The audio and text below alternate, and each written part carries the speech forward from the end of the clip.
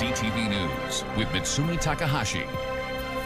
Good evening. We start tonight with a story that could fall under the category of what was he thinking? A truck driver decided to put his 18-wheeler into reverse to back up on Highway 20. Video of the incident was posted online, and Kelly, a lot of people reacting to it. That's right, Mitsumi, including the deputy premier. There is a lot of reaction coming into this one. I do have to say, before we show you the video, we did edit it a little bit to take the middle part out. It was quite long, and we have sped up the other two parts. But you can see what happened. On the right-hand side of your screen, you'll see a white truck miss the exit for the weigh station on Highway 20 in Saint-Mathieu-de-Belleuil. Now, instead of taking the next exit and turning back, the driver decides to reverse in the right lane with oncoming traffic behind them all the way until the exit. You'll see another truck put the hazards on and effectively block oncoming traffic so the truck can eventually exit. Now, as dangerous as the maneuver was, the truck was also carrying refrigerated liquid carbon dioxide, which is listed as a hazardous material. It was enough to have the union representing road controllers speak out. That kind of comportment is very, very dangerous for all the people, not just for a trucker. Even you are inside your personal car, it was very dangerous. In this case, we are lucky that we don't have any accident on this place. In addition, the deputy premier commented on the video, saying since February, the CAQ has started the process to arm road controllers and get more of them onto Quebec's highways. Now, in this case, the driver faces a fine of $1,600, will earn 4 demerit points and have their license suspended for 1 week. Mitsumi? Thanks very much, Kelly. The SQ has given an update on its search for the suspect in the murder of a teenager in Shawinigan. 41-year-old Philippe Benoit is now considered a suspect and no longer a person of interest. He is possibly armed and dangerous. The body of the teenage boy was found in a home in Shawinigan yesterday. The car, believed to have been driven by the suspect, was later found in a suburban campground. A man was stabbed last night in Côte-des-Neiges. Police were called to a Van Horn near Victoria just after 10:30. It's believed 2 men got into a fight. The victim is 53 years old. Police have a 47-year-old man in custody. This is the 4th stabbing in Montreal in the last 48 hours. And it seems there were 2 tornadoes during last weekend's thunderstorm in the Laurentians. This one touched down in Saint-Donat at around 6:40 in the evening. The Northern Tornadoes Project confirmed it was a tornado with estimated wind speed of 115 kilometers an hour. There were no reported injuries, but there was damage to trees near Lac Beauchamp. First one in Harrington was a fairly wide tornado for an EF1, about just over a kilometer at its widest and about 15 kilometers long. This one was much shorter, much more narrow, so less than a kilometer and about 100 meters wide. So it was the same storm that produced the 2 tornadoes. It was the Saint Donat was about an hour later and about 50 kilometers to the northeast. So yeah, sometimes these storms, these supercell storms, the ones with rotation that you can see on radar, they can actually produce multiple tornadoes as they have a long lifetime. The first tornado that did touch down near Harrington did more damage. That one brought down power lines and damaged several buildings. Police are keeping watch on the people out on Lac Saint-Louis, and they're giving out tickets for people who aren't following the rules. Here's Christine Long.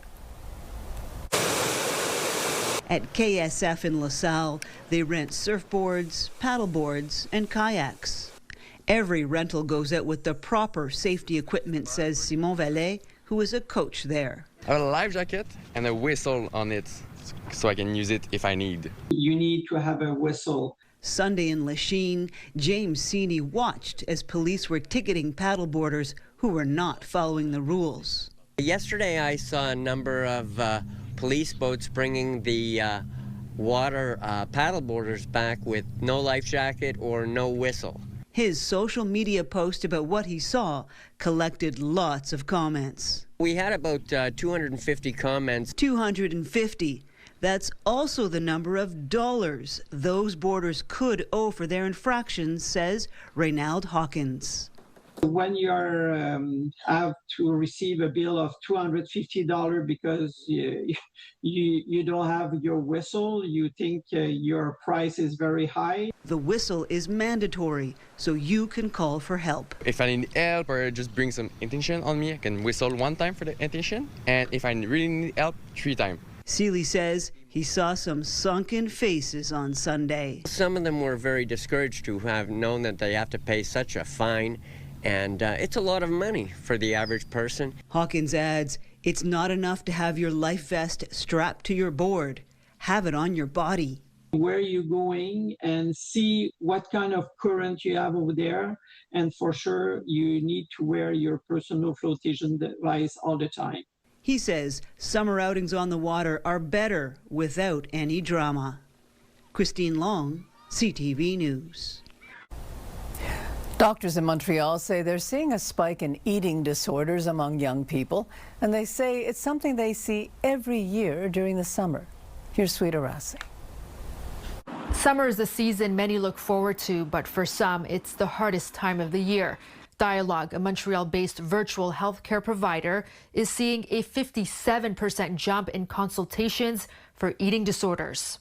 It's a problem that is seen most often in the summer. Dr. Mark Robbins says changes in routine, a lack of school support, and the pressure of having a beach body explain the rise. This is cyclical. It is a seasonal variation that we observe. The numbers are even worse for young people. Consultations are up 73% for people aged 17 to 25. Lise André-Massé at Anorexia and Bulimia Quebec says nearly 300,000 people in the province live with an eating disorder. We know that the first sign can start at 4 years old. She says eating disorders can affect anyone. Men, she says, are often more pressured to look muscular, whereas women feel the need to look thin, especially on social media. Last summer, the hashtag Skinny Talk was banned on TikTok because it encouraged eating disorder behaviors. We reach out to TikTok and say that it's something that should be banned. Now, if you type Skinny Talk, what comes up are helplines, including one from Anorexia and Bulimia Quebec. But the problem doesn't just go away.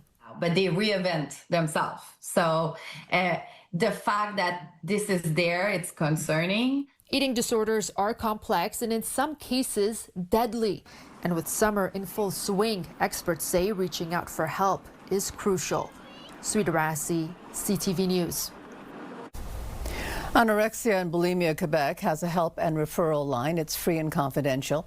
For people in Montreal, the number is 514-630-0907. Outside Montreal, it's toll-free 1-800-630-0907. Quebec sporting goods store L'Accordé has filed for creditor protection again. According to Bankruptcy Canada documents, the company carries more than $17 million in debt. L'Accordé last sought bankruptcy protection in 2020 and underwent restructuring. L'Accordé was founded in 1953 and operates 5 stores in Quebec. It is a taste of one of Montreal's best-known restaurants in a potato chip. Nora Gray's spicy pepperoncini and focaccia flavored kettle-cooked potato chips. They're back. Here's Olivia O'Malley. This is a good one. I like those. The chip has Miss Vicky's signature crunch and tastes like a staple Nora Gray dish, something owner Ryan Gray never thought would be possible. To do a Nora Gray, like flavor of Miss Vicky's chips, I mean, like it was like we had to pinch ourselves. About a year ago, Miss Vicky's approached the 40-seat foodie destination to be part of its Ristoranti series. 3 new chip flavors created by Italian restaurants across Canada. Nora Gray in Montreal, Pizzeria Battiali in Toronto, and Ask for Luigi in Vancouver. It was an amazing process, actually. Like really way more in-depth and scientific than you'd expect. The 15-year-old restaurant's menu changes with each season, but they ended up going with the flavor from a plate they've served since the start. Homemade spicy pepperoncini with freshly baked focaccia. You know, our focaccia that we do here is like a sourdough focaccia as well, so there's like a tanginess to it, and then you get the heat from the peppers. Recipe developers and tasters worked with the restaurant to recreate pepperoncini and focaccia in chip form. Gray, a salt and vinegar lover himself, says he had no idea what to expect, but was blown away by the final product, and so were consumers. There was just like really and truly like a tsunami of attention. When the flavor was first released last year, Canadians gobbled it up. They were selling out all over town and all over, like in other cities also. Like we were getting messages, people kept trying to get the chips from, like, come here to get the chips. The chips are back on shelves for a limited time. But if you want the real deal, Nora Gray is open Tuesday to Saturday. Go great with a glass of orange wine. Olivia O'Malley, CTV News. The Gordie Howe International Bridge is finally open, and after decades of planning, the first vehicles are now crossing between Detroit and Windsor, Ontario. The new bridge is expected to handle about 45% of commercial traffic that moves through the Windsor-Detroit corridor. The bridge took 8 years to build. It cost $6.4 billion. This carries so much of our automotive trade, auto parts, and many other goods that go back and forth between the United States and Canada. It allows much more direct access back and forth, fewer traffic lights, but most important, it's competition. Members of Gordie Howe's family were in the first passenger vehicle to cross the bridge. There are questions today in Germany after the attack during Berlin's Pride celebrations. People are asking why police failed to prevent the attack from happening. Ralph Sanchez has more. This morning, new details emerging about the suspect authorities believe carried out a ramming attack at Berlin's Pride Parade before being shot dead by police after a citywide manhunt. German prosecutors naming him as 21-year-old Abdul Balut, saying he was born in Berlin, had a criminal history, and was a supporter of the terror group ISIS. Police now facing major questions about whether they could have prevented Saturday's deadly attack, when Balut allegedly rammed this rented van into a crowd gathering to celebrate Germany's LGBTQ+ community, before jumping out and stabbing people with a machete. One woman was killed and 29 others injured. We have a beautiful pride today, and now it's a terrible situation here in Berlin. I'm shocked. The attacker escaped, triggering an all-out manhunt across the German capital. After nearly 24 hours, police say their SWAT teams tracked him to a suburban garden complex and shot him dead after he charged at officers with a bladed weapon. Authorities have now revealed he traveled to the Middle East last year, planning to join ISIS in Syria, but was arrested and sent home. Saturday's attack cutting short what should have been one of Europe's biggest pride celebrations. Mourners instead gathering at a vigil on the parade route and vowing to stay strong in the face of terror. They'll never erase us. We'll never be gone. And after what happened in Germany, organizers of Montreal's Pride Festival have decided to take extra precautions. Organizers say they're in talks with the city and with Montreal police. They say more fences and concrete barriers are being installed, and there will be metal detectors at the Olympic Park. On St. Catherine Street, the village is already pedestrian only. A Pride organizer says about $600,000 have been spent on security. We work in very close collaboration with all the public services, Sûreté du Québec, Service de Police of Montreal, but also Montreal Fire Department and Montreal services. We hold regular coordination meetings. We have some emergency response plans. We have some plans we developed in the past few years and submitted to the appropriate authorities. We have a clear chain of command. Montreal's Pride Festival begins this Friday and ends on August 9th with the Pride Parade.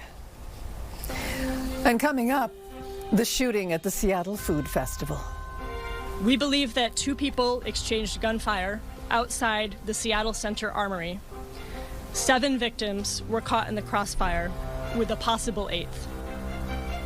And the suspect in custody is just a teenager. And a Canadian at NATO military headquarters faces spying charges. A Canadian is under arrest and facing spy charges. She's an intern at NATO headquarters in Belgium.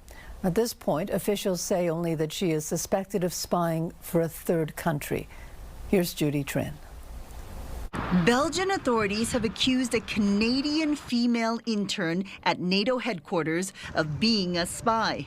After her arrest, the woman's office and home was searched by police. Her computer data was downloaded. This arrest is prompting the Canadian government to investigate how she got her security clearance, which was vetted by CSIS and the RCMP. As a country, we will continue to investigate the processes we have and the security screening. It is an ongoing work that we do, and in this particular case, I think it's important to get to the bottom of what happened. The minister says whether the suspect worked for internal Canadian departments before she was hired at NATO is also being looked at. Belgium's federal prosecutor says the intern is of Chinese origin, a Canadian citizen suspected of spying for an unnamed third country and of being a member of a criminal organization. The junior employee that is most prone to manipulation, exploitation, senior or leadership positions, they often have the protection 24/7. They have security agencies watching their back. Analysts say young employees are vulnerable targets for hostile foreign powers playing the long game. The juice is worth the squeeze, right? Because I mean, if they invest in this asset for a very long time to keep it under the radar, keep attention away from that person, and then that asset rises to deputy foreign minister or becomes head of the delegation or, is one of the political military affairs that shape. The amount of intelligence and what that asset can pay back after years of investment is really just unbelievable. NATO says no sensitive information or operations were compromised at its headquarters. The Canadian woman makes her first appearance in court on Tuesday behind closed doors. Judy Trin, CTV News, Ottawa. Someone fired a shot at the building housing the U.S. consulate in Toronto early this morning, and for the second time. Police say they found a shell casing outside the building, and a white sedan was seen leaving the area. It's not clear whether the consulate was the intended target. 4 months ago, the same building was shot at in what the RCMP call a national security incident. It is currently too early to determine the motive of the shooting that took place outside the American consulate here in Toronto. Earlier this year, similar incident occurred, met with coordinated response from our law enforcement agencies. Although we're early in the investigation, I can assure the public that this shooting is being investigated with the same dedication that resulted in those arrests back in June. 2 Jewish-owned bakeries in Toronto were targeted over the weekend in what's suspected to be a hate crime. Beth McDonnell has more on the investigation. Shattered glass spills onto the sidewalk at Kiva's Bagel Bar, a Jewish-owned bakery at Yonge and St. Clair in Midtown Toronto, the result of overnight gunfire. It happened at 1 in the morning. I heard 3 gunshots at 1 a.m. But having said that, I heard nothing after, no sirens, nothing. And then I wake up this morning and here's this whole thing with the police. A second location at Steeles in Bathurst under the same name was also targeted. There, a front door window was broken. Both incidents are being investigated by police as possible hate-motivated crimes. It feels very personal to me. I could have been in there. Or anybody in this neighborhood. It could have been daytime as opposed to nighttime. This is where we come for our food, and we feel threatened and unsafe. When it comes to hate-motivated crimes, Toronto police data shows the Jewish community is the most targeted group. In 2025, anti-Jewish incidents represented more than 80% of religiously motivated hate crimes. It's a phenomenon the Center for Israel and Jewish Affairs says is increasing because of terrorism and at times sponsored by the Republic of Iran. Last month, police reported dozens of shootings are being carried out in gun-for-hire schemes at synagogues, Jewish schools, and the U.S. consulate. The center believes there is a correlation between conflict in the Middle East and violence here. Nothing can justify crimes being perpetrated against Canadians on Canadian soil. Officers say the investigation is in the early stages and the Guns and Gangs unit is involved. The connection for now, the incidents happened at the same local chain. It's not clear which shop was targeted first, exactly when overnight or why, although public safety is a central focus. We're going to be increasing our police presence to conduct the investigation for what happened here. And you can also expect an increased presence of police around those locations. I've spoken with the owner of the building. They are incredibly upset about what happened. I mean, this really shakes the foundation of the community. Some local residents are fed up. It's infuriating. This has got to stop in this city, and it's only going to stop when our government starts to clamp down on what's going on. Police are urging anyone with information or video to come forward. Beth McDonnell, CTV News. And there's been a knife attack in Paris. 3 women were attacked by a man wielding kitchen knives.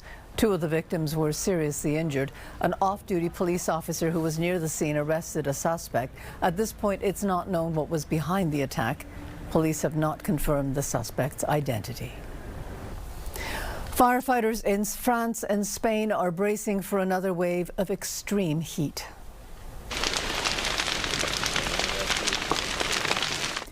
A wildfire in southwest France grew so powerful its smoke column actually turned into a thunderstorm, generating strikes of lightning. The fire began last Wednesday and destroyed hundreds of homes. Over 220,000 people have been displaced near Bordeaux. And in Spain, the fires are spreading near Madrid and Valencia, destroying homes and forcing mass evacuations there. Weeks of extreme heat have created a perfect condition for flames to spread, and there is another wave of extreme heat coming. 3 people were killed at a shooting at the Seattle Food Festival. Officials say a 15-year-old is in custody. Alex Stone is in Seattle.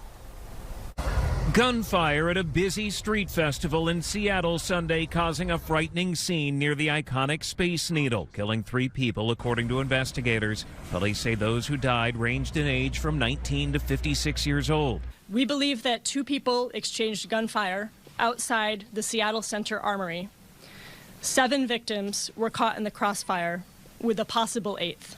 A 15-year-old suspect is in custody. The Seattle Police Department detained a 15-year-old juvenile in connection with the shooting. Police are searching for a second suspected shooter. We're trying to identify who that person is. Our officers need your help. If someone saw something, or perhaps if someone has some video. Law enforcement sources tell ABC News investigators preliminarily believe it was gang-related. First responders rushing into the festival attempted to revive 2 of the people who were shot, but both of those victims ultimately declared dead on scene. Kai Chen, a Marine Corps veteran, was selling goods at the festival when he heard the shots, and he used his training to help others to safety. Heard sounds like fireworks, but it wasn't. So everybody started running.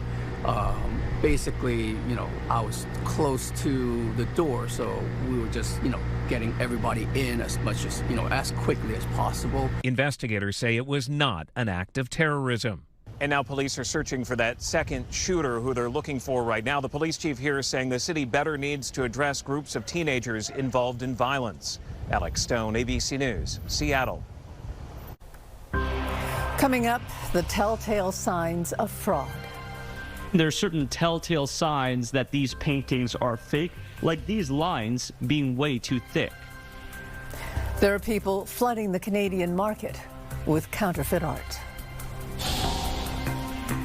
And what can we do to keep our food from making us sick? Download the CTV News app and stay on top of local stories as they unfold. Increasing number of abandoned buildings. Customize your feed and watch live wherever you are. CTVMontreal.ca, your home for news. Canada has upgraded its warning to people traveling to the United States. It's because of the Cyclosporiasis outbreak there. It's also known as explosive diarrhea. That's a term that requires little explanation. Dr. Christopher Labos joins us. Hi, Chris. Hi, Mitz. So, cyclosporiasis. Now, this isn't a virus, it's a parasite, right? Where is it found? How is it spread? So, yes, it's a parasite. Basically, the eggs are found in contaminated soil and water, usually in warmer climates than ours, so Central America, North Africa, India, Southeast Asia. What happens is it's in the water supply, it's in the earth, and so when people use that water for agriculture, it then contaminates food. And so if you travel to one of these locations and eat contaminated food, the parasite eggs get inside of you, the parasites start replicating, you then shed the eggs in your stool, and that's how the life cycle of the parasite replicates itself. Now, do we know the source of this particular outbreak?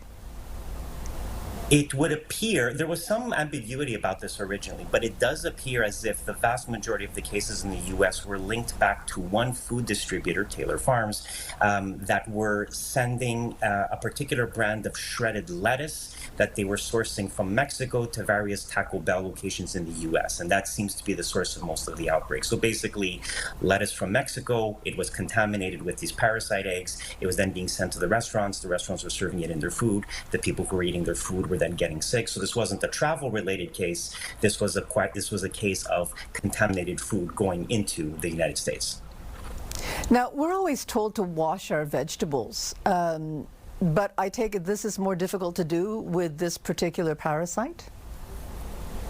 Yeah, it's so Cyclospora does actually seem to be stickier than other parasites. When they've done studies comparing Cyclospora to things like Giardia and Cryptosporidium, the Cyclospora is harder to wash off of fruits and vegetables. It is a bit of a problem. When you have smoother surfaces of fruits and vegetables, something like a blueberry, for example, it is easier to wash off. But the minute you get something like a raspberry that has grooves in it, that's when it is harder to actually get the parasite eggs off of the surface of the produce. But in general, though, with anything, it seems like whenever we hear of foodborne diseases, there are some fruits and vegetables that tend to come up more often than others. Why is that? Yeah.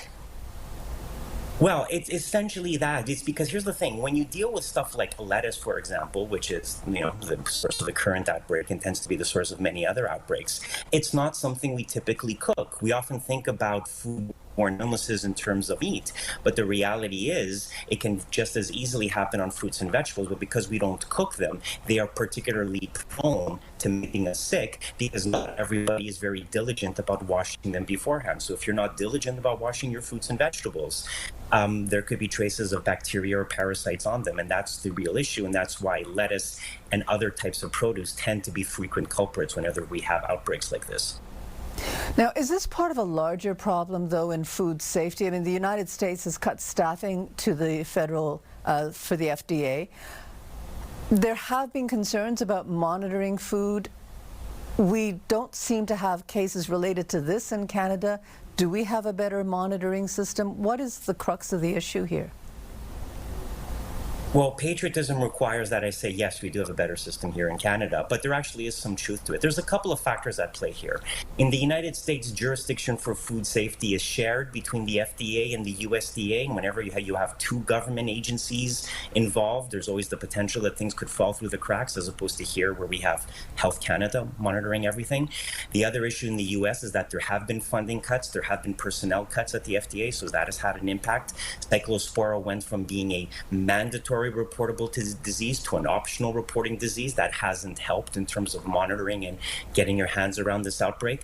And the final thing in the US is that they have much more of a consolidated food distribution system, which sounds like a good thing, but it does mean that when an outbreak happens, it happens widely across the entire country in multiple states because you have one supplier supplying everybody, and that can potentially cause problems. So there's a few reasons why the United States tends to have more outbreaks than we do, and I think honestly we do have a slightly better system. That's why you don't hear as much about outbreaks here in Canada. Okay, thank you very much for this, Chris. My pleasure. Take care. Dr. Burnout in the ER is threatening to push Canada's healthcare system to the brink. 1 in 10 physicians have told the Canadian Medical Association Journal they're leaving or that they want to leave. Adrian Gabriel has more. In emergency departments across Canada, overworked and understaffed doctors are burning out and leaving. The crisis is worsening year by year. This new study published by the Canadian Medical Association Journal has uncovered that 1 in 10 emergency department physicians are walking off the job due to burnout. Dr. Kirsten DeWitt is the lead author of the national study that has spanned the last 6 years. Emergency physicians are feeling like they're carrying the burden of healthcare. Hundreds of doctors surveyed across Canada shared that they're burnt out, in part due to being forced to deliver hallway medicine to too many patients, while highlighting a lack of staffing support on the ground. Patients are dying in our emergency departments, and we know that this is going to continue to happen. Among the doctors who've remained working in the ER, 48% have reduced clinical hours and 20% have taken time off. Some of the metrics that we're asked to pay attention to are how many patients you see, not how well you see them. In May of 2020, emergency department Dr. James Maskalik was diagnosed with stage 4 cancer. After successfully battling the disease, he returned to work with a renewed focus on his colleagues' well-being and their ability to deliver quality care. The point of medicine is to show up for the human being in front of you. It's not to kind of like check these boxes and push people through. A comprehensive framework for redesigning Canada's emergency care system has been released by the Association of Emergency Physicians. We have a huge shortage of nurses and physicians in the emergency department. We're all working overtime all the time. A statement from the Office of Ontario's Minister of Health says in part that we need the federal government to step up as a full funding partner by renewing expiring health funding agreements to provide stable, predictable, and flexible long-term funding. Though doctors surveyed say their years-long plea for support have continuously been ignored by all levels of government. Adrian Gobriel, CTV News, Toronto. Artificial intelligence is being used to spot counterfeit art. It's already helped experts find forged copies of a Canadian master. Kamal Karamali reports. It's a treasure trove of stunningly visual paintings, beautiful enough to be up on display, but instead tucked away in the basement of this small-town Ontario home. What's the overall value of all of this was once worth a lot of money. Between $600,000 and $700,000. Until they were all discovered to be fake. That's one of the red flags. Circulating around Canada's art scene, posing as authentic pieces painted by Norval Morisseau. The artist known as the Picasso of the North died 2 decades ago, but since then thousands of forgeries have flooded the market, selling for millions. That is until Jonathan Zimanovich and his team stepped in. Anytime we can take a fake painting off the market to help stabilize the market. Removing more than 50 this year alone. It's been pretty easy to tell with these specific types of paintings. And there are certain telltale signs that these paintings are fake, like these lines being way too thick. Morisseau's black lines were not this thick. They were much more controlled. While other signs are more obvious. People we know who painted with him said he never did that. But their work is just beginning. We estimate that there are still somewhere between 4,000 and 6,000 more fakes. And that's where AI and new technology comes in. It's already able to spot fake paintings, finding tiny details not consistent with an artist's style. There are certain colors, brush strokes, supports that characterize a painting. But that same technology is also giving copycat painters the power and knowledge of any artist's style, so they can make exact replicas by hand. It's not a question of will this happen. I absolutely am sure that it will happen if it's not already happening now. For now, this Ontario-based art authentication firm choosing to do things the old-fashioned way. The sales values of these paintings on the open market have gone down over 70%. A relief to you? That's a great relief to us. With a lot more paintings to examine in excruciating detail. Kamal Karamali, CTV News, Pelham, Ontario. The minister responsible for trade relations with the U.S. is heading to Washington for talks this week. This would be Dominic LeBlanc's first meeting with the Trump administration since Donald Trump threatened 50% tariffs on Canadian goods. Ottawa had promised to intensify negotiations before the levies are due to come into effect on August the 19th. Weather brought to you by Gratian Scaff's 50th anniversary gift event. Get a complete second pair and sunglasses as a gift. Well, after a great weekend, it was a great start to the week, at least with the sun and temperatures. Here's a look at where things are temperature-wise across the country right now. What we're seeing is heat really moving up from the U.S. and hitting much of Canada. It's bringing temperatures as warm as 30 degrees in places like Regina. But if we look at Montreal, we're sitting at 23 degrees right now. That is down from our expected high of 29 for today. And it did feel warmer with the humidity, so more like 34 degrees according to Environment Canada. Right now, it is feeling like 30 outside for those of us in the greater Montreal area. And over the next few days, we can expect the humidex values to remain in that 30-degree range, possibly even feeling warmer than our record high. So that number for today sits at 32.8 degrees. We set that in 1949. But along with the heat, we are seeing some showers coming into our forecast. So looking at some scattered showers tonight, along with a thunderstorm risk. You'll want to keep that in mind. We're forecasting a low of 19 degrees. That should be up by the time we're waking up tomorrow morning at 21. We're looking at mostly cloudy skies for the morning and then seeing even more showers coming in the afternoon. So that thunderstorm risk returning by afternoon as well. And for our daytime high, we're looking at a temperature of 27 degrees.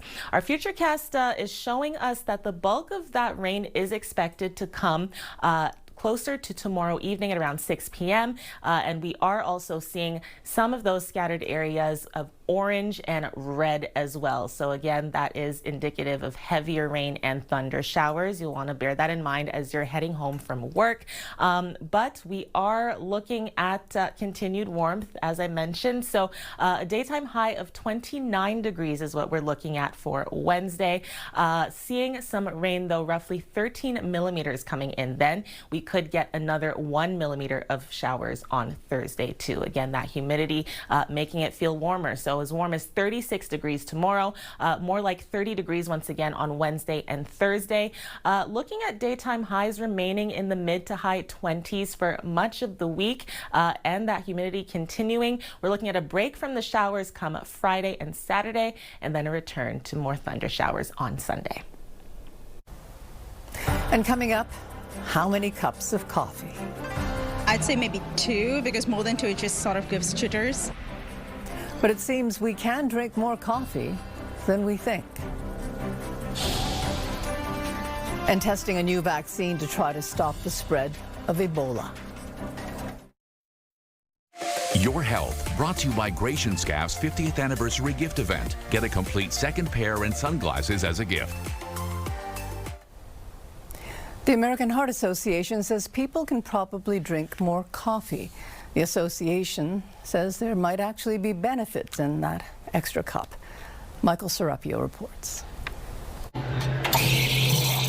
Be it steamed, dripped, or just plain black, Canadians love their coffee. For Brian? Industry analysts estimate more than 70% of Canadians drink the caffeinated brew at least once a day, others more. But how much should Canadians be drinking before coffee becomes a health risk? I'm not sure. Probably 1 or 2. I'd say maybe 2, because more than 2 it just sort of gives jitters. Like 3 or 4. I would say that's what I drink every day. Well, for coffee lovers, some good news from the American Heart Association, which said this past week when it comes to cardiovascular health, up to 5 cups of coffee a day is safe for most adults. Oh, really?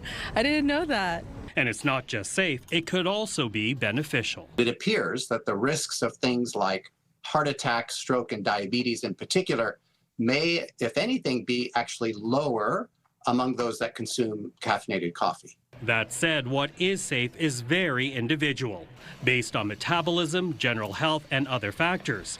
And this guideline is only for coffee. Those data should not be extrapolated to energy drinks. Health Canada's guidelines are different, saying for adults the maximum daily intake should be no more than 400 milligrams or 4 cups. For women who are pregnant, trying to get pregnant, or breastfeeding, 300 milligrams or 3 cups. Now, the American guideline does not suggest to drink coffee if you don't already, but if you do, you have reason now to justify a 5th cup. Michael Serapio, CTV News, Ottawa. About 50 people in the UK have received a dose of an experimental vaccine that aims to prevent Ebola. They are volunteers in a medical trial. Researchers at the University of Oxford are testing for the safety of the vaccine and are studying the immune response to the Ebola virus. If the trial is successful, there will be more testing to determine whether the vaccine can be approved for wider use.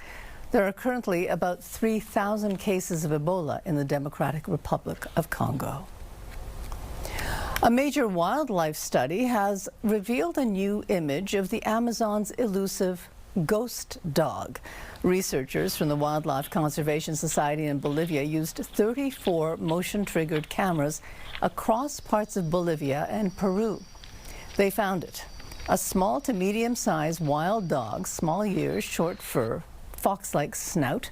The animal was given the name ghost dog because of how elusive it is. The study, though, found that they are thriving in the deepest parts of the jungle.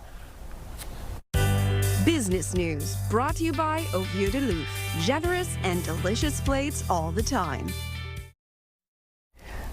NVIDIA is working on a new round of deals. It's worth more than $750 billion. Marilla Fernandez has more.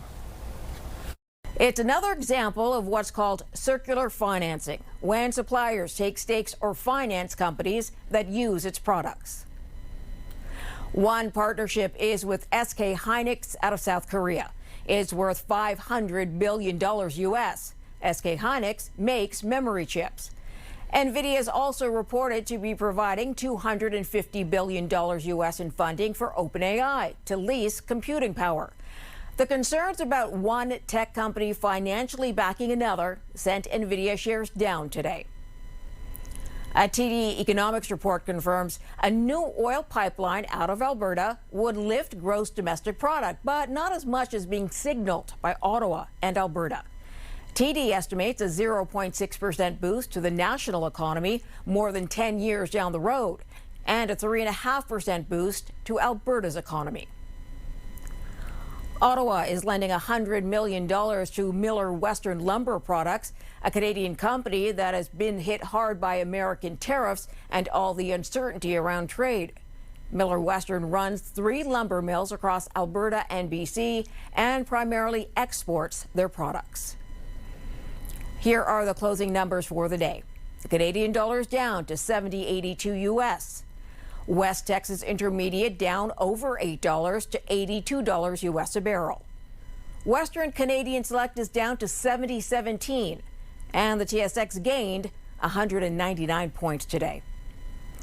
Those are your business headlines. I'm Marilla Fernandez. Singer-songwriter Carly Simon says she's been diagnosed with Parkinson's disease.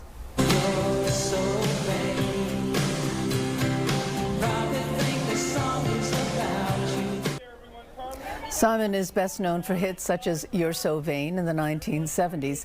In addition to a Grammy-winning musical career, Simon has also authored 5 children's books and 2 memoirs. The Just for Laughs Festival has wrapped up for another year. There were dozens of free shows, including one by Weird Al Yankovic last night. Yankovic performed as part of his Bigger and Weirder tour to a huge crowd at Place de Festival. The festival filed for bankruptcy in 2024. Last year, it underwent new management, and the festival returned with a scaled-down event. This year saw a full lineup.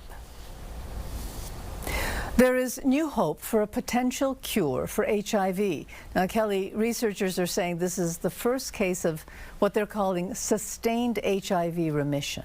Yes, that's right. A man from Toronto is on the verge of being declared HIV-free after receiving a combination of a bone marrow transplant and chemotherapy. With medication, HIV can be virtually undetectable, but stop taking the medication and the virus becomes more present. So this is a big step and a Canadian first. We're going to be speaking with an HIV researcher at McGill University who's actually in Brazil right now at a conference on the virus. We'll also have more on a ship that was stuck in the St. Lawrence for nearly 4 weeks that has finally been freed. It ran aground June 30th near Contrecoeur, and we'll have more details with the Coast Guard on just how it got out. Thanks very much, Kelly. And when we come back, the very best goal of the FIFA World Cup. There were 308 goals scored at this year's World Cup, but one stood out.